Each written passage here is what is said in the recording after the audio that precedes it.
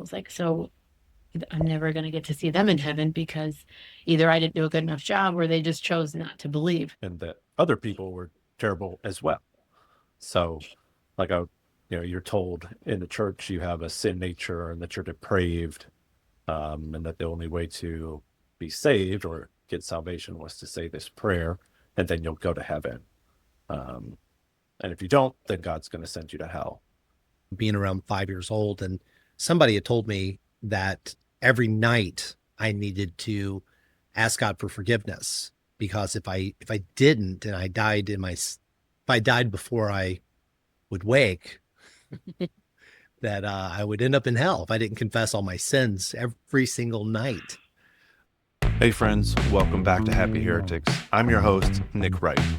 Today, we're diving into something many of us have carried for a long time, but maybe we haven't questioned until now. It's our traditional view of salvation. We'll be asking, how have these views shaped the way we see God, ourselves, and even the people around us? This episode is an invitation to unpack the stories we've inherited, to reflect on theology we were taught growing up, and to consider what happens when that framework starts to shift. You'll hear personal reflections and vulnerable stories about growing up with a salvation message that often felt like a checklist, maybe a constant anxiety loop, or even just a pressure to save others. But we won't stop there. We're also going to reimagine salvation through a new lens, Shalom. What if salvation isn't just about escaping hell, but about entering wholeness, healing, and restoration right now? Together, we'll explore the idea that Shalom isn't just the absence of conflict.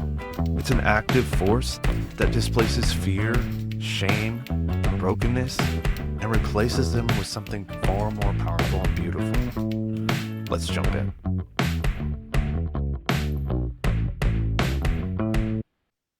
What is your traditional view of salvation, and how did it affect your view of God, yourself, and others? Anyone want to go first? Jamie. Sure, I'll go first. I think I had a couple different views. Growing up in a different church, you had to be baptized. Otherwise, you couldn't. And you didn't decide to be baptized. You were baptized as a baby. And that was one way that you were safe. And then I also had heard stories that if you didn't do good enough on earth, you would go to a place called purgatory when you died, and that other people who were still on the planet had to pray you out of purgatory and into heaven. So, uh, yeah, I've had a few a few of those lessons taught to me. And then I would say probably when I left that church and went to a different church, salvation was more saying the prayer, doing the dance, getting the formula just right. And that was how you got into heaven. How did it impact my view of God? Maybe I couldn't I was always unsure as to where I was with him. Hey, did I do a good job today? Am I where you need me to be? It just kind of felt like it was more of a job than an exciting adventure. And I don't remember the rest of the question, but that's what I got for you. Did it affect your view of yourself and other people? I think it made me, that's probably on a different tangent, but because I guess maybe to piggyback on that, I also learned some lessons of you're kind of responsible of bringing other people into the church and into salvation. And so if you don't, A, you're in trouble, you're not doing your job. But B, it made me very nervous for them. Like, oh my gosh. Especially because I have family members that maybe don't believe. And I was like, so I'm never going to get to see them in heaven because either I didn't do a good enough job or they just chose not to believe. So I don't know if that kind of answers the question, but it did kind of change almost how I had relationships with people or how made me nervous or scared sometimes. I think my experience was similar in that I never really knew how my standing with God was, or like, I was always unsure. Even though like I prayed the prayer when I was 5, I asked Jesus into my heart and I confessed my sins and I asked him to be my savior. Like that was the way to get salvation. Um, and I can remember doing that when I think I was 5. And, my mom told me I needed to pray this prayer so I could go to heaven.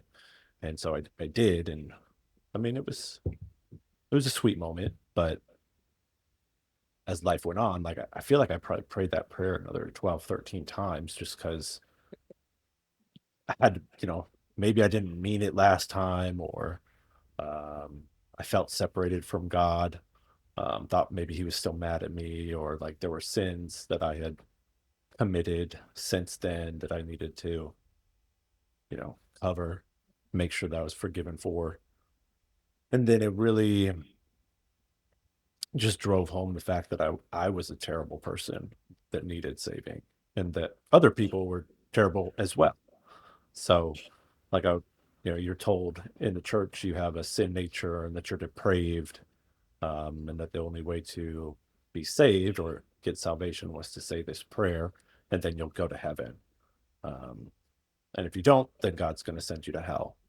So it was very confusing, and I had to pray that prayer a lot of times. It is confusing. I think I was taught the whole bridge thing where so we're separated from God, and so this is giant chasm, and I'm on one side and God is on the other, and then so it takes our Jesus bridge, Jesus, his act of the cross became this where he laid down his life and he literally became this bridge, and I had to accept him so that I could walk across the bridge to get to God.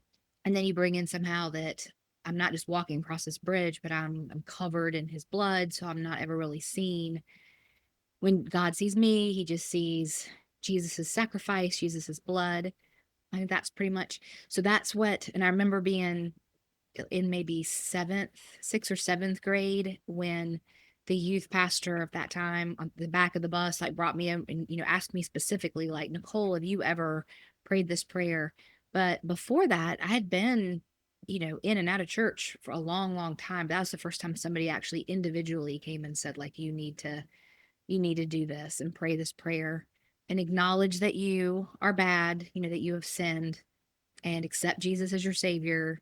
But yeah, then even that's sixth grade. But I mean, gosh, I remember then being like in ministry full time and still wondering if, like once you get on the other side of the bridge, there's all the things you have to do to stay. You're never really secure. And it could be what James said, like how many people I've brought over since I've got over on that side, or if I'm holy enough or praying enough or any of that stuff. But yeah, definitely a bridge idea is what I came to understand. Mm. So with mine, some iteration of everything that's already been said. One of the earliest memories for me is being around 5 years old, and somebody had told me that every night I needed to ask God for forgiveness, because if I didn't and if I died before I would wake, that I would end up in hell if I didn't confess all my sins every single night. So there was a lot of pressure. And so some version of that continued on throughout my whole life, just feeling like I always had to kind of give accounts, clean up accounts, and make sure I had shored up accounts with God by confessing my sin. And in that way, I would stay saved. Mm. Yeah. Yeah. So we are going to be looking at 5 different aspects of salvation. And the first one that we're going to talk about is salvation is shalom. So rather than this transactional idea of salvation, very similar to what we just described, that we do this and then we are rewarded with salvation. That's the traditional evangelical view. Along with that view is that we are being saved from hell, that Jesus saved us from hell. We are saved from hell and into heaven. So it is all things that are happening in the afterlife once we die. So we're kind of contrasting, that traditional view with another view. And now we all like to talk about being biblical. And when we talk about being biblical, it's not just the words in the Bible that make us biblical. It's actually the worldview held by the people in the Bible at the time it was written and to whom those scriptures were written. So we have to understand their worldview and their culture and the meaning of those words. And if we don't do that, we will import our own theological understanding into those words and potentially misinterpret them, which I believe that's a lot of what we've done. So a question for you guys, when you hear, the word shalom, it may stir up different feelings, but, what do you think of when you hear the word shalom? I thought it was a greeting that Jewish people said to each other. That's It it. is. That's really It all is. that I. It is in fact.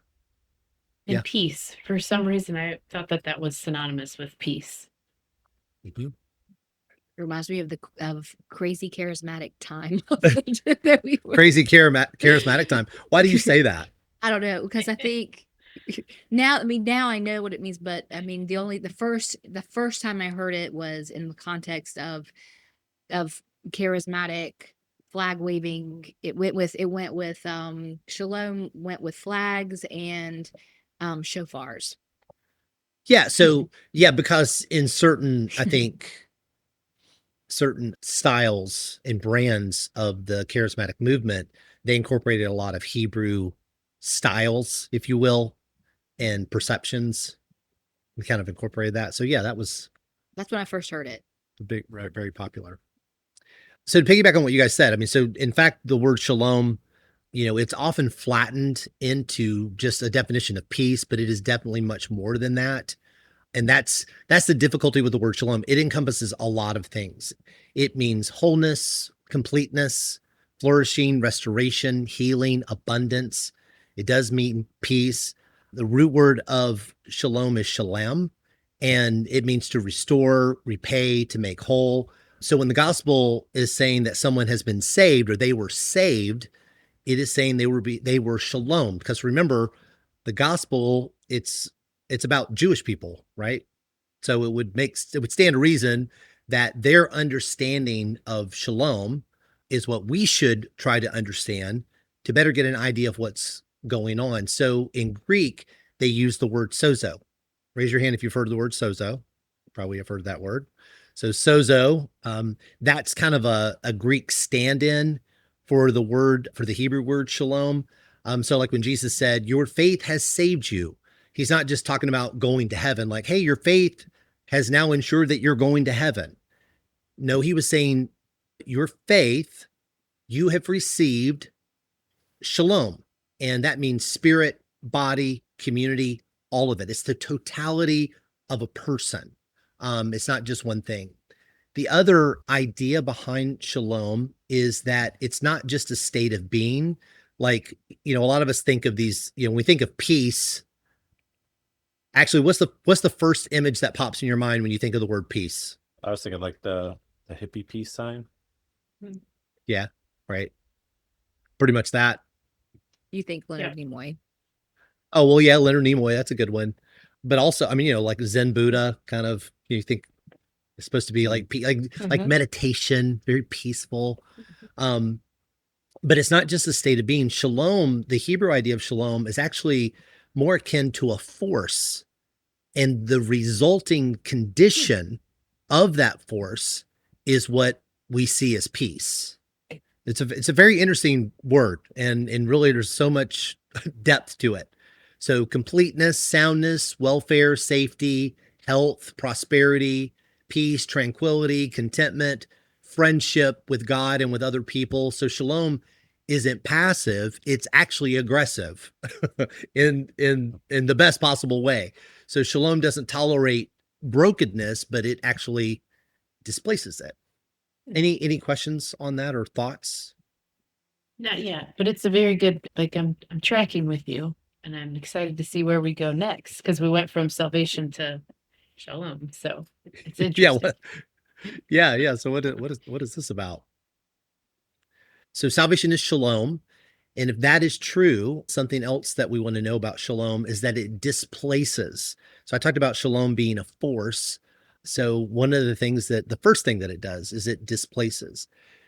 So here's a question for you guys. What if peace isn't passive? What if it's a force that pushes things out? And have you seen that kind of peace in your life or in scripture? You have to think about this one for a second. And then I guess what's coming to my brain is like kind of pushing out fear. I don't know why that's coming to my head, but like Yes. when I'm fearing something, but then, and I don't know even always how it happens, but when I do feel like his peace, my peace in general, comes over me, it kind of takes the fear and pushes that away. But I don't know if that makes sense. That's just what came in my head. Yeah, I think that's a great example. Yeah. What else? Like you were thinking hard. I am thinking hard. I like it. My mind is going to the two men on the cross that Jesus was crucified with, and one had shalom and one didn't. Or even though he was dying, he was able to say, remember me. Like, and Jesus told him, like, you'll be with me in paradise today. Mm-hmm. And I just, Mm-hmm. and the other guy was like not at peace at all and scared of dying. It was ended up cursing Jesus. So to me, there's a distinction there of recognizing who Jesus was and not recognizing who Jesus was. Yeah. And we've talked about perspective before. I think having the right perspective in that case brought shalom to one man and did not bring, and another man did not have it. That's where my mind is right now, and I don't really know how to sum that up or give a nice closing thought there, but that's just where I am. I love that. That's actually that's a powerful illustration that I've never really thought of before. It's very powerful, very interesting. I think the woman that was accused and caught in the act of adultery, and how they're all gathered around, and then Jesus kind of takes this position, and all of the accusers are basically, they leave, they turn, they leave, they're all kind of driven out, they turn and go away, and then he's just left with the woman. And so that's a picture of peace for me, because how much she would have been accused and afraid and scared, and then left just with Jesus, and he doesn't condemn her. So maybe driving out the all the accusation, they all turned and left. Yeah. I mean, so I have another one. what was, yeah, go ahead. The woman at the well, when she experiences Jesus, like, so she's going to get water in the heat of the day to avoid people, right? Like, I think back then you'd have to go to the well and you didn't want to do it during the heat of the day because it was uncomfortable. You had to carry water in your jars. And if I'm inaccurate, please correct me. But she was doing that to avoid people because she lived in shame because she had 5 previous husbands. No one seemed to want her. And when she experiences Jesus at the well, her shame is replaced with the excitement of being accepted and loved. And she runs into town telling everyone how good Jesus was and that she's now like, she doesn't care about her past. She's like, Jesus loves me and come see how awesome he is. And there's that displacement of shame, and the shame's replaced with I'm accepted. Yeah. So you guys are getting the idea. There is always an exchange, but that this displacement has to happen first. It's a slightly different way of thinking about the ministry of Jesus, which we'll get to in a minute. But we see him constantly displacing a bad condition, but the way it gets displaced is by the presence of a better condition. So I want you to have that picture of something bad being displaced. It literally has no more room in the person's being. It's being pushed out by a superior presence. And so that's the idea behind shalom, kind of taking up all the space. So shalom isn't just the absence of conflict. Like when you say the word peace, oh, that's the absence of conflict. Well, it's more than the absence of conflict. there can be the absence of conflict, but we could be in a military state, right? So they call those people peacekeepers. Remember that? They send peacekeepers in with tanks. Or it could be apathy. Or maybe apathy. There's no conflict because nobody cares. There's no conflict because no one cares, right? So it's not just the absence of conflict, it's the presence of the preferred outcome. So it's harmony. It's not just, oh, we get along now. It is complete harmonious and enjoyment union in community. So shalom, it carries within it this energy of wholeness. And when wholeness arrives, brokenness has to leave. So you can think of it this way, like the light displaces darkness. Clean water flushes out a poison. Laughter breaks the tension. Spring overtakes winter. Love disarms fear. Forgiveness dissolves bitterness. So it's this idea is as the good part moves in, the other is pushed out. So shalom in the kingdom and in the biblical understanding, shalom displaces anything that contradicts God's original intention for humanity. So things like sin, things like sickness, things like fear, poverty, shame, and death. Another way to think of this is to think, what is in heaven? Like, are any of those things in heaven? Is sin in heaven? Sickness, fear, poverty? No, of course not. Those things are not in heaven. So because heaven is a place of peace, or you could say heaven is the fullness of the reality of shalom. That's another way of thinking about that. So these are all what I just listed. They're all, I call them anti-shalom. So it's whenever Jesus is showing up. And does anybody remember the title that Jesus was given when he was born? Isaiah mentions this. There's a title that he carries. And what is that word peace? Shalom. So in Hebrew, he would have been the Prince of Shalom. So he's literally the King of Shalom. So his realm, he's the king of shalom. So his kingdom is shalom. So all he brings and all that he can bring is shalom. He cannot bring destruction because that's not in shalom. He can't bring death because that's not in shalom. He can't bring sickness because that's not in shalom. Does that make sense? So that's a very important title, and it's critical to understand, to grab hold of that concept as you look at the ministry of Jesus. It actually unlocks everything. It helps you understand his ministry and what he was trying to accomplish, what he was doing. So whenever Jesus is showing up, cool. He's the Prince of Shalom. He doesn't coexist with an anti-shalom agenda. He removes them and replaces them with something better. So he doesn't just tolerate sickness. He replaces it with health. It's not surviving shame. It's restoring dignity, like the woman caught in the act of adultery. So whenever shalom arrives, anti-shalom must leave, and all those things are leaving.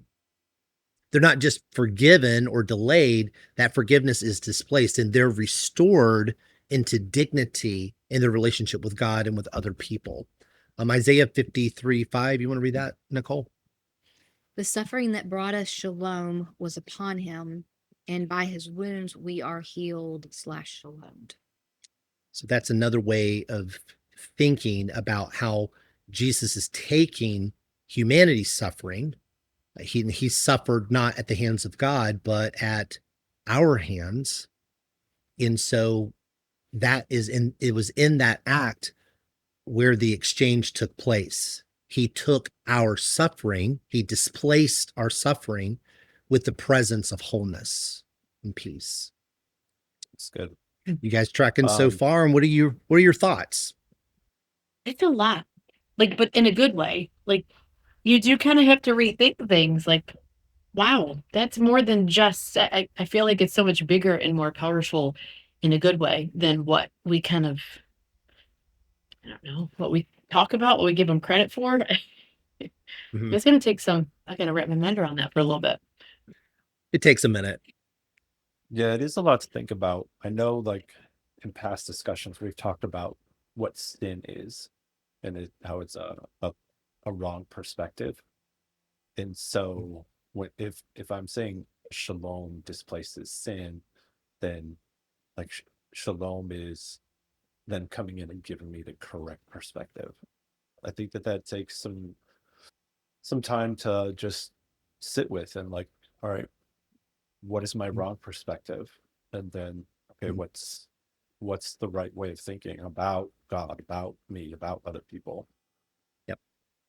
I think that's encouraging and hopeful. Yeah, traditionally when we think of salvation, it's a one-time act, and typically that there's like this crisis moment. I accept Jesus into my heart, and now I'm in, which means I'm going to heaven. And based on your tradition, you either feel very confident about that or not. Okay. But the reality is, we are, from the moment we realize who Jesus is and realize our inclusion, we continue a journey of being shalomed. It's not just a one-time deal. It is something, because of our perspective is in constant need of being corrected and healed. So the bad has been displaced, but the remnants and the effects of that bad is in our thinking, our mindset all over the world, because it's not just us, it's the entire world. And so now we are spending a lifetime where we need to sit at the feet of the Prince of Shalom and say, bring it on. Like I'm in a bad way today. I need to experience some of that wholeness. And so it's a beautiful picture of the present reality of shalom versus a transactional legal pardon, to where, oh, you're off the hook. You've received my mercies. Now carry on, go away. It's not that. No, it's we've entered into a relationship with the Prince of Shalom, and that is every day, moment by moment. It is what we all need. That view makes more sense with the text and also our experience, I think. Wow, what a powerful conversation today. We started with some honest and heartfelt stories about how traditional salvation theology shaped our understanding of God, sometimes leaving us feeling unsure, afraid, or like we were never quite good enough. We talked about how those beliefs influenced the way we viewed ourselves and others, creating pressure, fear, and even relational tension. But then we turned a corner and began reframing salvation not as a one-time transaction, but as an ongoing journey into shalom. We discovered that shalom isn't just peace, it's completeness, flourishing, and restoration. It's the wholeness that Jesus, the Prince of Shalom, brings into every part of our lives. It's not just about what happens when we die, but about what's possible here and now. And maybe most importantly, we saw that shalom doesn't just tolerate brokenness, it actively replaces it. Whether it's fear, shame, sin, or sickness, shalom moves in and makes room for something better. That's good news. That's hope. So as we go from here, let's carry that invitation with us to live into the fullness of salvation, not as a formula, but as a relationship with the one who makes us whole. Thanks for joining. See you next time.